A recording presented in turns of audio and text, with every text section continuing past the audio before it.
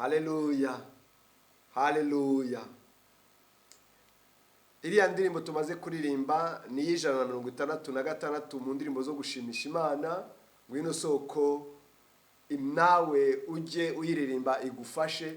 Irimo igitero cyiza cya gatatu dukunda kivuga ngo turi mu mwenda, ndi mu mwenda wawe Yesu w'ubuntu wangiriye.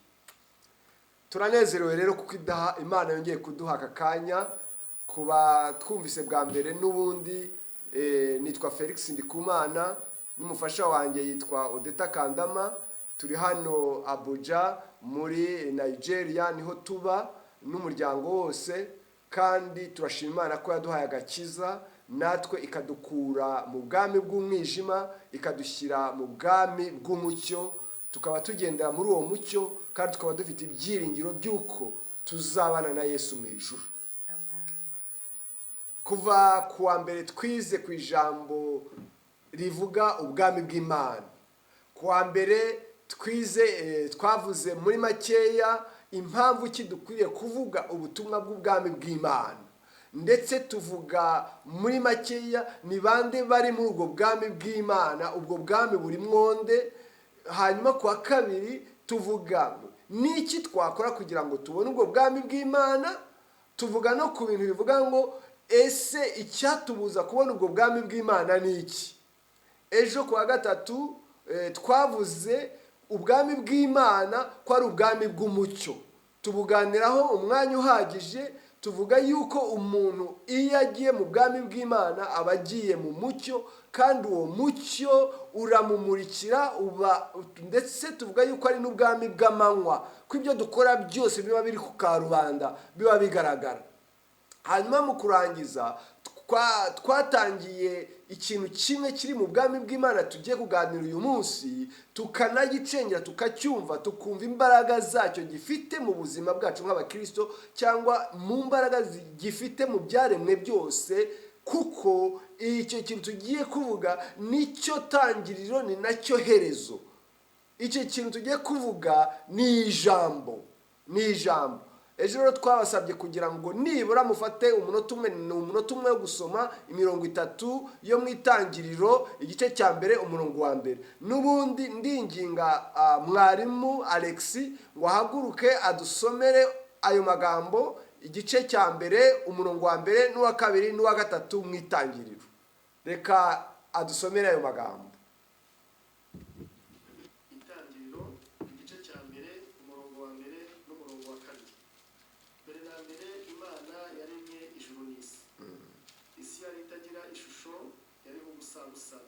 Umwijima wari hejuru y'umuhengeri, maze umwuka w'Imana yagendagendaga hejuru y'amazi. Uwa gatatu nawo umurongo wa gatatu nawo tuwongereho, uravuga ngo Imana iravuga iti habeho umucyo, umucyo ubaho. Amen, amen. Yesu abaha umugisha, Yesu abaha umugisha mwarimu wacu. Aya magambo akubiyemo ibintu byinshi abantu bashobora kuganira imyaka n'imyaka ntibabirangize, ariko tumaze kubona ko umurongo wa mbere uvuga yuko mbere na mbere Imana yaremye ijuru n'isi. Imana yaremye ijuru n'isi, hashira igihe kinini cyane, ikinini, kuko Imana yabayeho iteka ryose. Kugira ngo ibeho nuko yaremye nyine aho iba mu ijuru, irema ngo n'isi. Ngo ariko iyo si yari nta shusho yari ifite, yariho ubusa, nta kintu cyari kiriho. Ngo kandi yariho umwijima wari hejuru y'umuhengeri, ngo maze umwuka w'Imana akagenda hejuru yabyo. Hashira igihe kinini bene data. Ndagira ngo mbabwire yuko Imana, nuko numvise amagambo, niyo ugiye ugasoma mu bindi bitabo, hashize igihe kinini cyane imana yifuza guhindura ibintu, irabitekereza muri yo, irabitekereza kandi ari imana, n'umwuka agakora agenda hejuru y'ayo mazi mu mwijima, ariko igihe cyose yabitekerereje ntibyaba. Igihe kigeze, imana ifungura umunwa wayo, iravuga ngo habeho umucyo, maze umucyo ubaho. Ijambo ryonyine niryo ryatumye imana ikora ibyo ishaka, kuko yarabitekerezaga cyane ariko ntibibe. Ariko igihe kigeze, ubwayo ifunguye umunwa wayo, ikoresheje ijambo, iravuga ngo habeho umucyo, umucyo ubaho. Ntabwo nshaka kubitindaho cyane. Tuzi yuko ikintu cyaremwe ari umucyo, bwa bwami twaganiraga. Umucyo, ijambo niryo ryazanye ubwami ku isi. Ubwami bw'Imana ku isi bwazanywe n'umucyo. Twaganire ku mucyo ejo bundi, ejo ku bwami bw'Imana bw'umucyo tubuganiraho, ariko ni ijambo ry'Imana niryo ryazanye ubwo bwami ku isi. Riravuga ngo habeho umucyo, umucyo ubaho. Ariko igihe cyose itari yavuga, ntabwo byabayeho, nubwo yabitekerezaga mu bumana bwayo, kuko yamye ibitekereza iteka ryose, ariko ntibyabaho. Ariko ifunguye umunwa, iravuga ngo habeho umucyo, maze umucyo ubaho. Haleluya! Umucyo niwo ijambo niryo ryatuzaniye ubwami bw'Imana mu isi. Reka nsabe n'ubundi umufasha wanjye adusomere iryo jambo kugira ngo turyumve neza uko byari bimeze ibyo maze kuvuga. Ubutumwa bwiza bwa Yohana, tugiye gusoma imirongo miremire, imirongo 12, igice cya mbere, tubyumve neza, twumve uko iyo nkuru yari imeze, uko byari bimeze, n'uburyo uwo mucyo waremwe. Ubutumwa bwiza bwa Yesu Kristo ko bwanditswe na Yohana, igice cya mbere duhereye ku murongo wa mbere tugeze kuri 12. Mbere na mbere hariho jambo, jambo yahoranye n'Imana, kandi jambo yari Imana. Uwo yahoranye n'Imana mbere na mbere. Ibintu byose niwe wabiremye, ndetse mu byaremwe byose nta na kimwe kitaremwe nawe. Muri we harimo ubugingo, kandi ubwo bugingo bwari umucyo w'abantu. Uwo mucyo uvira mu mwijima, ariko umwijima ntiwawumenya. Hariho umuntu watumwe n'Imana witwaga Yohana. Uwo yazanywe no guhamya iby'umucyo, ngo atume bose bizera. Icyakora uwo si we uwo mucyo, ahubwo niwe wahamije ibyawo. Uwo mucyo niwe mucyo nyakuri, kandi ubwo nibwo yatangiraga kuza mu isi ngo amurikire umuntu wese. Yari mu isi, ndetse niwe wayiremye, nyamara ab'isi ntibamumenya. Yaje mu bye, ariko abe ntibamwemera. Icyakora abamwemeye bose bakizera izina rye, yabahaye ubushobozi bwo kuba abana b'Imana. Amen, amen. Muri iri jambo tumaze gusoma, muri inkuru nziza, ivanjiri, tumaze kubona yuko izina rimwe, amazina abiri arasobanura umuntu umwe. Ayo mazina ari mabiri asobanura umuntu umwe. Irya mbere ni ijambo, irya kabiri ni umucyo.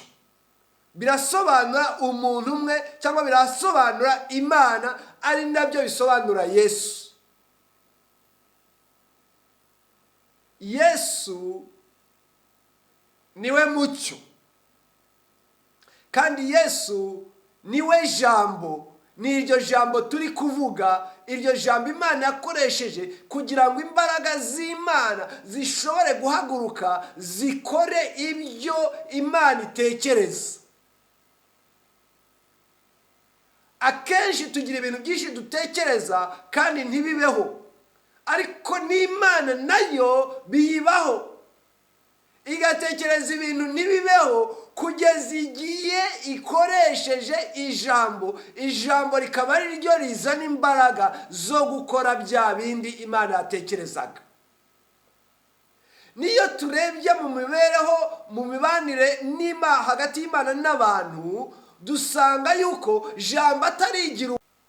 Yesu rero ni byose. Yesu niwe jambo, kandi Yesu niwe byose binyuramo kugira ngo Imana isohoze amasezerano yacu. Noneho rero nagira ngo mbabwire yuko nsomye Bibiliya nasanze ijambo ari ryo ryaremye isi rikazana ubwami bw'Imana mu isi. Ijambo ni naryo rizarangiza isi. Iyo dusomye mu Byahishuwe igice cya 22 umurongo wa 17, hariho ikintu kimwe gikomeye.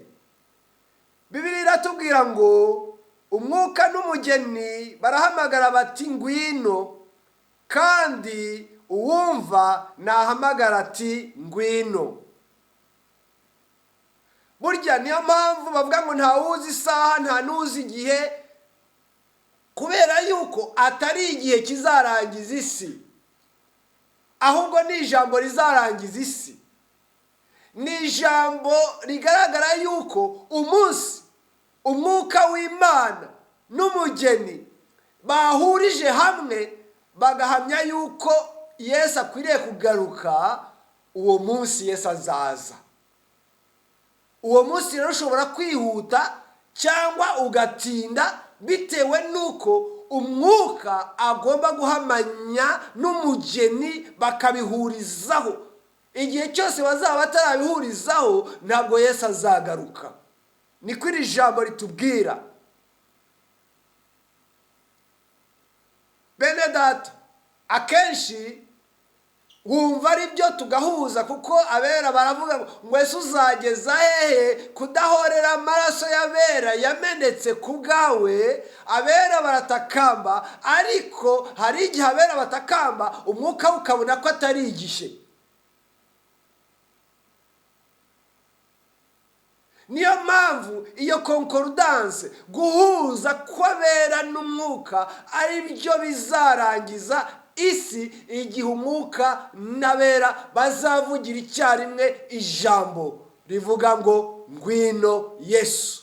Yesu azahita atunguka ku bicu aje gucungura itorero. Haleluya. Ijambo niryo ryatangije ubwami bw'Imana mu isi, kandi ijambo ry'Imana niryo rizagarura Yesu gutwara abakijijwe neza. Imana itugirire neza. Muri wa mucyo rero tugarukeho tuganire gatoya ku ijambo. Ejo twavuze definisiyo z'ijambo ni nyinshi cyane, uko twakwita ijambo nuko turibona. Ijambo rishobora kugaragara mu buryo bubiri. Hari ijambo riturutse ku Mana, iryo ni ijambo rya mbere, ariko bwa kabiri hari n'ijambo riturutse ku muntu rijya ku Mana, cyangwa ijambo riturutse ku muntu rijya ku wundi, cyangwa ijambo riturutse ku muntu rijya kuri Satani, cyangwa ijambo riturutse kuri Satani rijya ku muntu. Aya yose ni amagambo. Noneho mu magambo twebwe dushinzwe kumenya cyane ni amagambo aturutse ku muntu ajya ku Mana. Twavuze ko amagambo, Bibiliya ikunda kuvuga ko ijambo cyangwa magambo cyangwa ijambo cyangwa ururimi byose bisobanura uburyo umuntu asohora umwuka we akavuga icyo yijeje umutima. Twavuze yuko ijambo rishobora kugaragara mu buryo bwa mbere bwo gusenga cyangwa priye, guhimbaza cyangwa kuririmba, kuramya cyangwa adore. Ibyo byose ni amagambo dusohora. Hanyuma hakabamo n'ibyo bita guhamya cyangwa temoanye. Hakazamo amagambo tuvuga avuga intege nke zacu, aribyo twita kwihana cyangwa konfese. Tukagira n'amagambo twebwe cyane tudakunda gukoresha mu itorero ryacu, ariko kubera ko twebwe Imana yatugiriye ubuntu tukajya mu bihugu byinshi tukareba amatorero menshi, hari ijambo bita kwemeza. Kwemeza twebwe ntiturigira cyane, ariko mu yandi matorero bararigira cyane. Ibyo bita proclamation cyangwa declaration. Nitugera muri Bibiliya tuzasanga harimo amadeclaration menshi n'amaproclamation menshi, kuko twaravuze ngo la vie et la mort sont au pouvoir de la langue, cyangwa urupfu n'ubugingo bifitwe n'imbaraga z'ururimi. Ibyo tuvuze bishobora kuduha ubugingo, ibyo tuvuze bishobora kutwica. Izi proclamation rero iyo ari umuntu azivuze yizeye zirarema, ariko iyo azivuze atizeye zishobora no kumwicisha. Noneho rero kuko igihe cyacu kiri kwihuta, mu buryo bwo gusobanura ijambo nagira ngo nanone nifashishe umurongo umwe muri Bibiliya nkunda cyane. Ni umurongo maze imyaka myinshi nkuvugaho, nkunda no kuganiraho cyane. Ni Abaroma umurongo wa 10, igice cya 10 umurongo wa 10. Uravuga ngo kuko umutima ari wo umuntu yizeza akabarwaho gukiranuka, kandi akanwa akaba ariko yatuza cyangwa yatuza agakizwa. Iri jambo ni ijambo rikomeye ryongera kugaragaza imbaraga z'akanwa z'ijambo. Bene data, ndagira ngo mbabwire yuko harimo itandukaniro hagati yo kubarwaho gukiranuka no gukizwa. Ni amagambo abiri yakoreshejwe muri iri jambo. Bibiliya iratubwiye ngo kuko umutima ari wo umuntu yizeza akabarwaho gukiranuka, kandi akanwa akaba ariko yatuza agakizwa. Ahangaha kwatura tuvuga ntabwo iri jambo rinini cyane, twagenda tukareba kwatura uburyo ari bwinshi muri Bibiliya. Harimo kwatura ahantu henshi, hari imirongo myinshi ivuga kwatura, ariko kwatura kuri hano ni kwatura kuri general, ni ukwatura ibyiza n'ibibi. Ntabwo hano bisobanuye, ni ukwatura iby'umuntu yizeye. Hari kwatura ibyaha, turabona imirongo yabyo, ariko hari no kwatura iby'umuntu yizeye, hari no kwatura iby'intege nke zacu. Ibyo byose biza muri iri jambo. Bene data, Ikinyarwanda ni ururimi rufite rukize mu bisobanuro. Agakiza, gukira cyangwa agakiza, muzi yuko bisobanuye mu ndimi z'amahanga. Ushobora gufata nk'amagambo 10 asobanuye agakiza cyangwa gukizwa.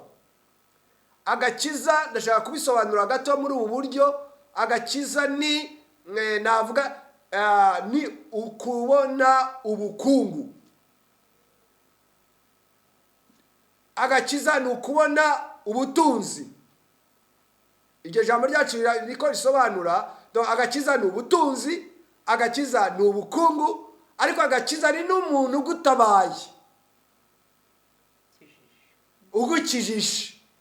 Ariko ahangaha ndagira ngo twumve agakiza nk'ubukungu cyangwa power, imbaraga. Agakiza ni imbaraga, ugize imbaraga. Muzi yuko iri jambo agakiza turikoresha kenshi cyane, imbaraga. Bene data, burya ushobora kwizera mu mutima. Muri ubu bwami turimo bw'umucyo ntabwo byoroshye. Iyo wijeje umutima ngo Imana ikubaraho gukiranuka, ariko imbaraga zijyana n'uko gukiranuka uba utarazibona. ni ukuvuga yuko ugerageza urebe, uzasanga hari abantu benshi nawe byabanje kubaho mbere y'uko ubona agakiza koko, buri munsi warihanaga mu mutima ukavuga uti ni ukuri ntabwo nzabisubira, Imana ikakubona nk'umukiranutsi, ukabeshya umuntu ukagera ukavuga uti ariko ntabwo nzabisubira, ugakora ikibi conscience ikaza ikakikwereka ikabona ntabwo uzagisubira. Ibyo akenshi abantu benshi bo mu madini benshi nibyo bahoramo, kuko ijambo riraza rikagutsinda mu mutima wawe ukavuga uti sinzabisubira, ndabyihannye mu mutima, ukabyemera mu mutima ko utazabisubira. kandi Imana irabyemera cyane, iguha rwose, ikubara nk'umukiranutsi kubera yuko mu mutima wawe wabizinutswe. ariko Bibiliya hari tubwiye yuko Pawulo abyandikira abaroma arababwira ati ibyo ngibyo nibyo Imana irabikunda, ariko dore ikintu kizana imbaraga zo kutazongera gukora ibyo wari wihannye, ni ukubyatuza akanwa kawe. kuko kubyatuza nibyo byonyine birema, nibyo bizana umwuka w'Imana akaza muri wowe akaguhindura. ndagira ngo mbabwire yuko umwuka w'Imana, hari amagambo menshi kubera ko igihe cyacu kiba ari gitoya tutasoma, ariko umwuka w'Imana ntashobora gukora adakoreye mu ijambo.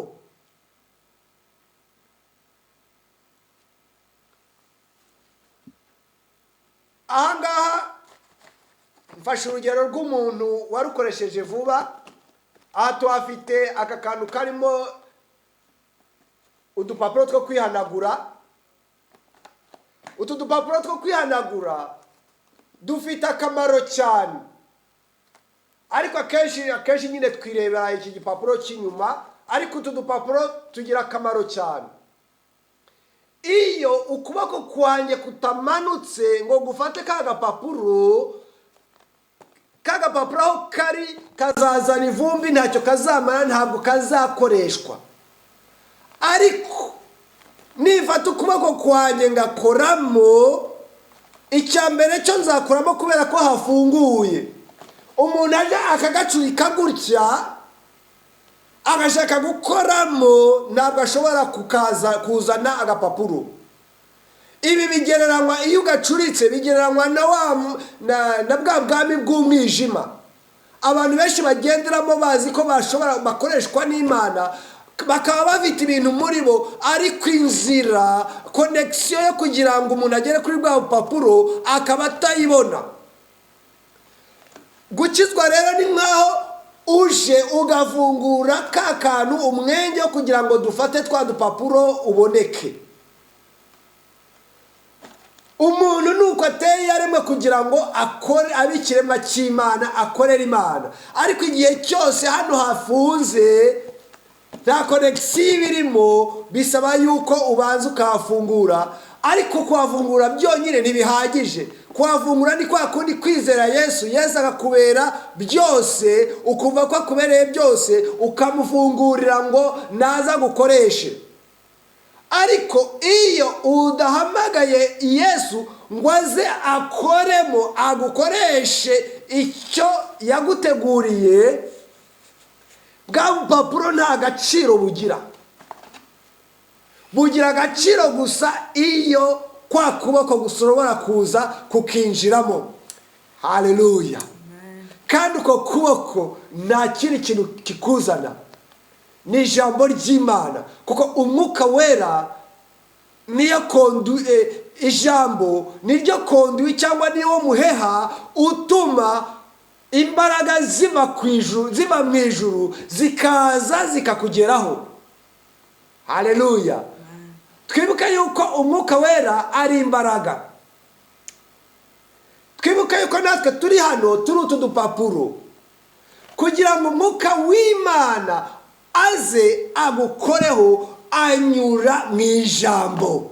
niyo mpamvu Imana yagerageje yagerageje gutekereza ibintu mu bumana bwayo ntibibe, ariko yakoresha umunwa wa mwuka wayo ukanyura muri rya jambo ukagenda ukarema isi. Ahangaha iyo wijeje umutima wawe, biba ari byiza, ariko akanwa niko katura kugira ngo za mbaraga zinyure muri rya jambo watuye uvuze mu kanwa kawe, rikora imirimo, riguha imbaraga zo kunesha ibyakunaniye.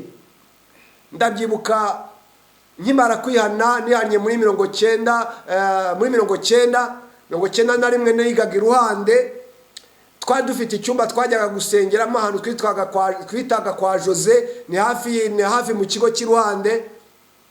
Ndabyibuka yuko namaze nk'amezi 4 cyangwa 5 natura intege nke zanjye, buri munsi nkajya mu cyumba nkazatura, nkavuga ni Imana yanjye. Nari umusore w'imyaka 20, nasohoka nubwo nakijijwe, nareba amaguru y'umukobwa bigacika, mu mutima wanjye nkarwana intambara, nkagenda nijoro nkabivuga, nkabibabwira ni bene data mu nsengere, rwose mu nsengere ibi byambayeho, kubera ko urukundo rwari rukiriho, abantu bagikundana, abantu bagisengera mu mwuka, bakandambika ibiganza ntibancire urubanza, bakavuga bati uyu ni umusore, kuba byamubaho ni umusore birumvikana. Abo babyeyi bitwaga ba Jose bakandambika ibiganza, bakadusengera.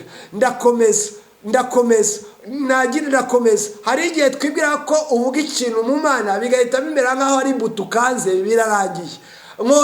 Mwongera ndatura, ndavuga ni ndabinesheje mu izina rya Yesu, njyaturira bene data. Igihe kigeze Imana iraneshereza, ndabitsinda, noneho ntangira kubaho mu bwiza bw'Imana, nkabona ibintu abandi birukira, nkabona ahubwo ngewe ntacyo bimbwiye. Bene data, kwatura, kuririmba, kudekarara nibyo bituma umwuka w'Imana ashobora kuza agakora imirimo muri twebwe.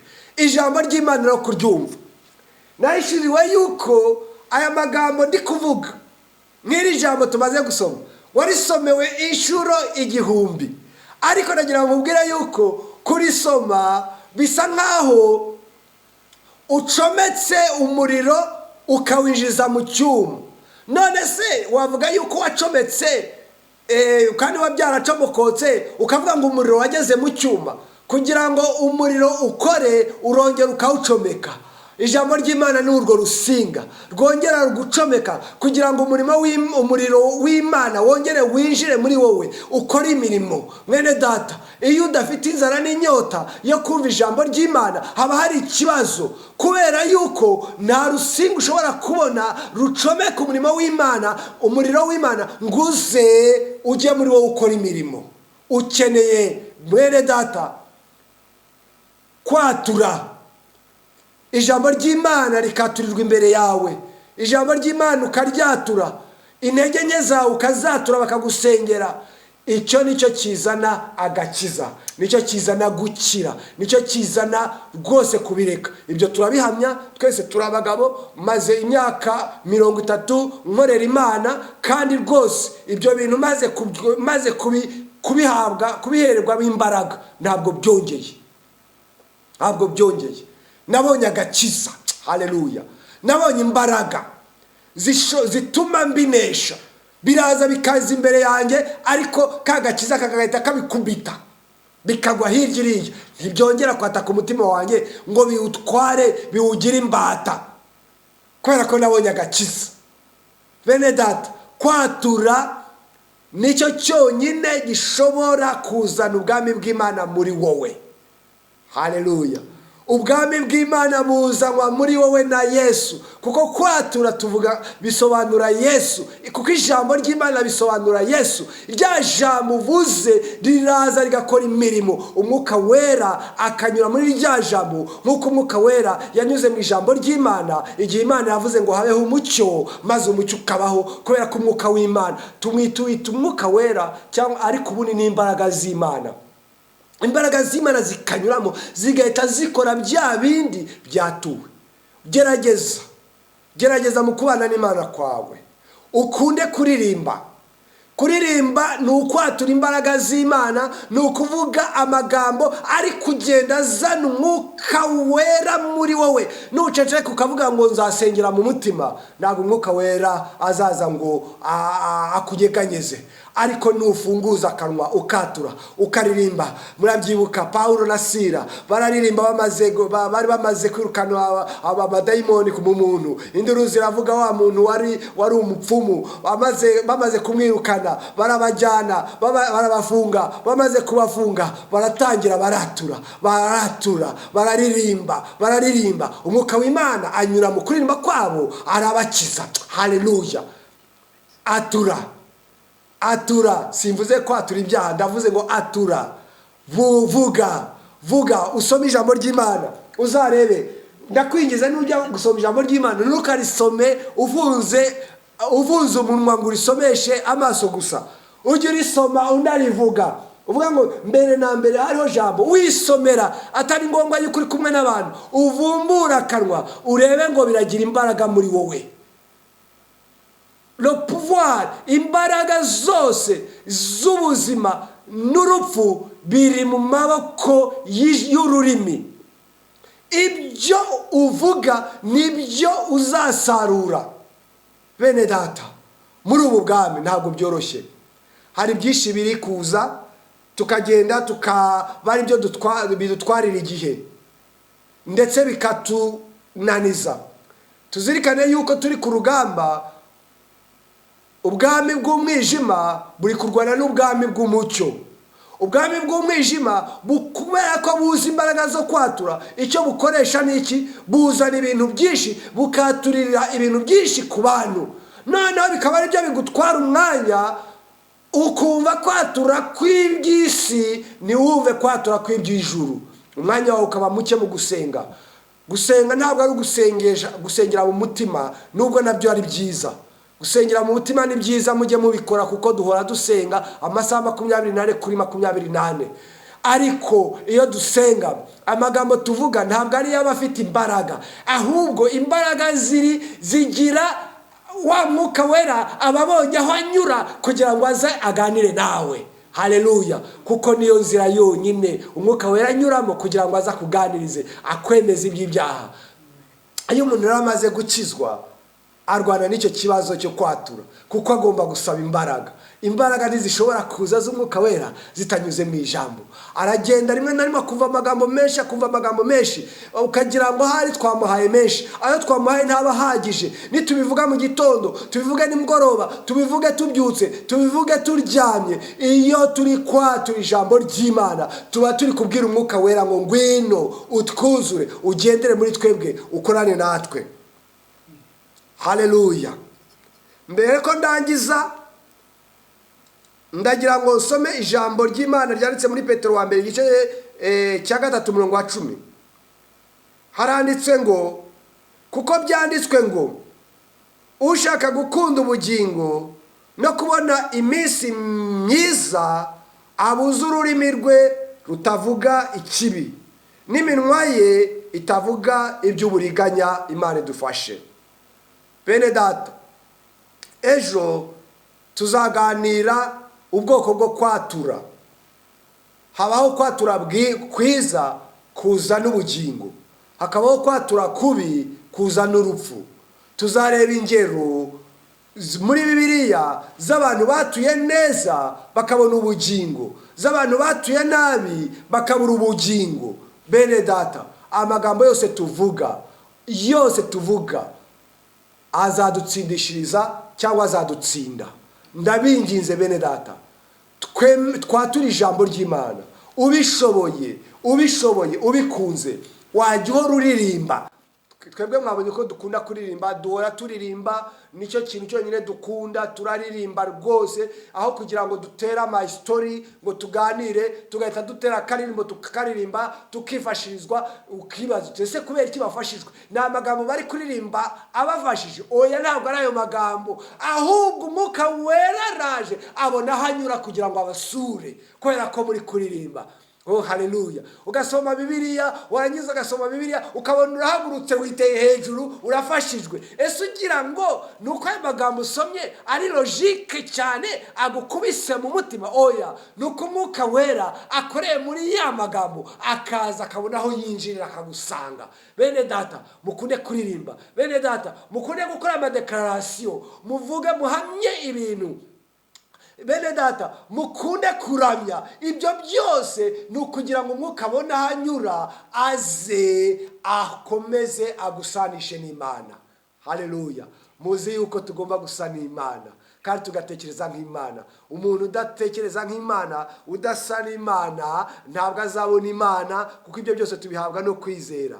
Bibiliya iratubwira mu Bakorino ba mbere igice cya kabiri umurongo wa 16 ngo mbese ninde wigeze kumenya icyo Uwiteka atekereza ngo amwigishe?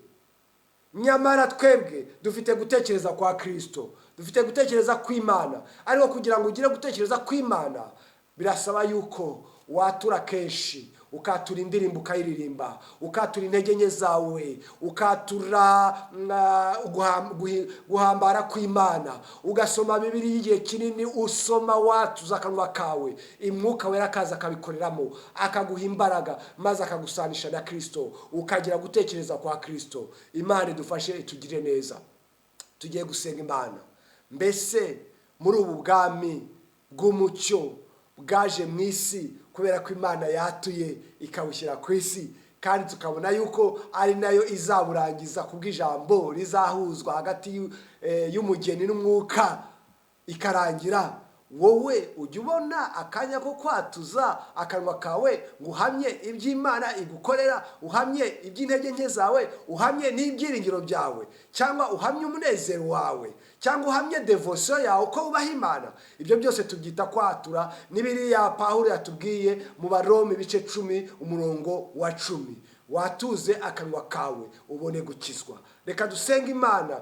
Turingingira bene data batarakira Yesu, bagifite intambara zo kwakira Yesu, bashaka kureka ibyaha bikabananira, bashaka gukora ibyiza ibibi bikabatanga imbere, bifuza kuzajya mu ijuru ariko bakabona mu mitima yabo nta kwizera kurimo. Tugiye kubasengera Imana kugira ngo Imana ibashoboze yature kuri bo ubugingo, natwe tubaturira ubugingo, maze nabo batangire bature. Kandi nibatangira kwatura nkuko twabibonye ejo, umucyo nukuvira ntuzagira isoni zo kugaragaza igikashi cyagiye ku mwenda wawe, kuko uzahita ubivuga kubera ko kigaragara. Uzahita uza ku mucyo maze ubivuge. Reka dusenge Imana twinginge Yesu adufashe dushobore kuzajya twatura izina rya Yesu igihe cyose. Mana yacu turagushimiye, turagushimye ko waduhaye Yesu. Yesu niwe jambo ryaremye isi, kandi yariho, kandi yahozeho, kandi mu byaremwe byose nta na kimwe kitaremwe nawe. Turagushimye ko tubyumvise, amatwi yacu arahirwa kuko tubyumvishe, ariko tuzaba duhiriwe kurushaho nitubishyira mu bikorwa. Reka uwumvise iri jambo ryawe rigira icyo rihindura muri we. Duha imbaraga zo kwatura, duha imbaraga zo kwatura kuri umwami wacu, ko wapfuye upfiriye ibyaha byacu ariko kutaheze kuzimu ko wazutse. Duhe imbaraga zo kwatura ko tukwemeye nk'umwami wacu n'umukiza wacu. Abatarakizwa baha imbaraga zo kukwatura, baha imbaraga zo guhamya ko wabasha guhindura ibyabananiye. Turabasengeye ngo bahindure babone umucyo, kandi abawurimo utwemerere tuwugumemo, uturinde uturengere kugira ngo umucyo wacu turimo udahinduka umwijima. Turagushimiye ku bwa byose mu izina rya Yesu, amen. Yesu abaha umugisha.